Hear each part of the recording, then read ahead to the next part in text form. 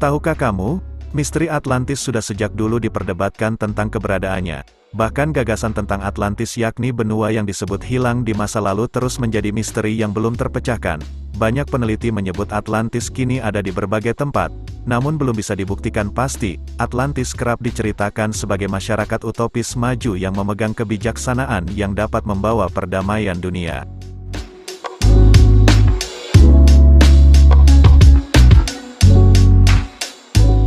Ribuan buku, majalah, dan situs web dikhususkan untuk meneliti dan mengenalkan Atlantis. Bahkan beberapa orang telah kehilangan kekayaan dan dalam beberapa kasus kehilangan nyawa karena mencari Atlantis. Nah, dalam ulasan berikut ini adalah informasi tentang asal-usul Atlantis, legenda benua yang hilang di masa lalu.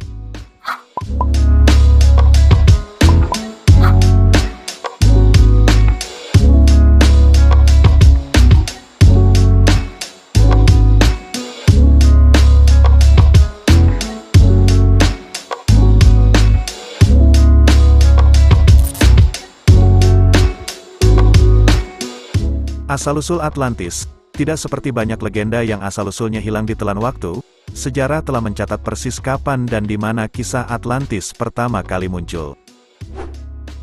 Dikutip dari Live Science, kisah Atlantis pertama kali diceritakan dalam dua dialog Plato, Timaeus dan Critias, yang ditulis sekitar tahun 360 sebelum Masehi.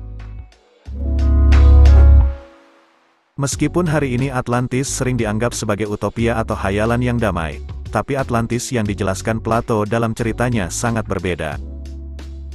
Dalam bukunya, Encyclopedia of Dubious Archaeology, Profesor Arkeologi Ken Feder mencatat bahwa dalam cerita Plato, Atlantis bukanlah tempat untuk dihormati atau ditiru sama sekali. Atlantis bukanlah masyarakat yang sempurna. Justru sebaliknya, Atlantis adalah perwujudan dari negara yang kaya secara materi, maju secara teknologi, dan kuat secara militer yang telah dirusak oleh kekayaan, kecanggihan, dan kekuatannya.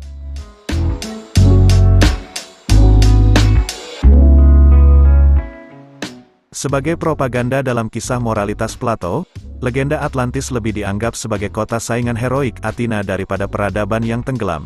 Jika Atlantis benar-benar ada hari ini dan ditemukan utuh dan berpenghuni, penduduknya mungkin akan mencoba membunuh dan memperbudak kita semua, kata Feder. Sejauh ini, banyak peneliti mengungkapkan bahwa Plato menjadikan Atlantis sebagai alat plot untuk ceritanya, karena tidak ada catatan lain tentangnya di tempat lain di dunia. Tidak ada bukti dari sumber manapun bahwa legenda tentang Atlantis sudah ada sebelum Plato menulis tentangnya.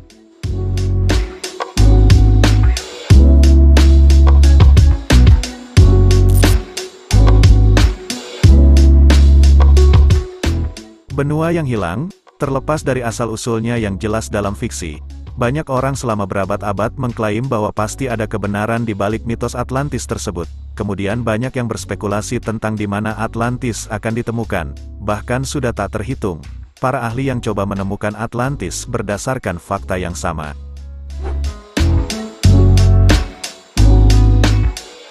Kandidat yang bisa diduga sebagai bagian dari Atlantis, dengan disertai kumpulan bukti dan argumennya sendiri, antara lain, Samudra Atlantik, Antartika, Bolivia, Turki, Jerman, Malta, dan Karibia, pernah dikaitkan dengan Indonesia. Berdasarkan laporan Detikainet, ahli paleontologi ITB Prof. Yahdi Zaim memberikan tanggapan terkait keterkaitan Atlantis yang pernah dikaitkan dengan Indonesia.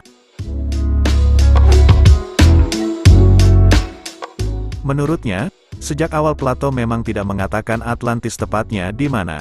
Namun, Atlantis diketahui hilang karena adanya gempa. Plato itu hidup 350–300 sebelum Masehi, dan Plato tidak menyatakan Atlantis itu ada di Indonesia atau Asia Tenggara. Plato mengatakan, karena ada gempa, maka lenyap yang namanya Atlantis hanya dalam satu malam. Nah, ini kalau secara geologi bisa terjadi, tapi sejauh ini data belum menunjukkan adanya peristiwa seperti itu, kata Prof. Zaim. Dalam hal ini, Indonesia pernah mengalami kejadian semacam itu, yakni letusan Gunung Krakatau pada 1883, yang melenyapkan satu pulau dalam sehari. Selain contoh kejadian, keberadaan Sundaland di masa lalu juga menjadi salah satu faktor Indonesia dikaitkan dengan Atlantis. Atlantis disebutkan sebagai wilayah benua yang nyaman dan sejahtera. Kalau dikaitkan dengan Sundaland, belum ada bukti. Ilmu pengetahuan harus disertai bukti. Sundaland sudah tenggelam dengan kedalaman sekitar 100 meter. Untuk mencari bukti, katakanlah arkeologi, itu butuh ekskavasi atau penggalian arkeologi, atau penelitian paleontologi, dan itu membutuhkan biaya yang besar.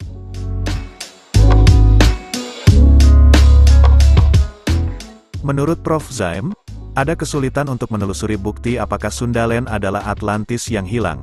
Selain kedalaman 100 meter bawah laut, juga diperlukan teknologi luar biasa untuk melakukan penggalian berbulan-bulan. Maka, jika tidak ada bukti empirik seperti itu, susah untuk mengatakan secara keilmuan itu terbukti, kata ahli paleontologi ITB tersebut. Jadi untuk secara keilmuan, Prof. Zaim sendiri masih meragukan soal Sundaland sebagai Atlantis yang hilang. Kesimpulannya, klaim bahwa Indonesia sebagai Atlantis yang hilang, belum bisa dibuktikan secara ilmiah.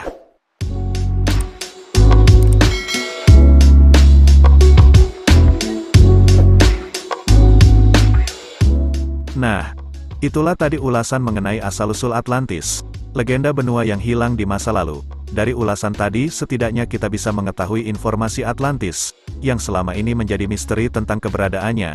Saya admin, mengucapkan terima kasih sudah menonton sampai dengan selesai. Kita berjumpa lagi di video berikutnya.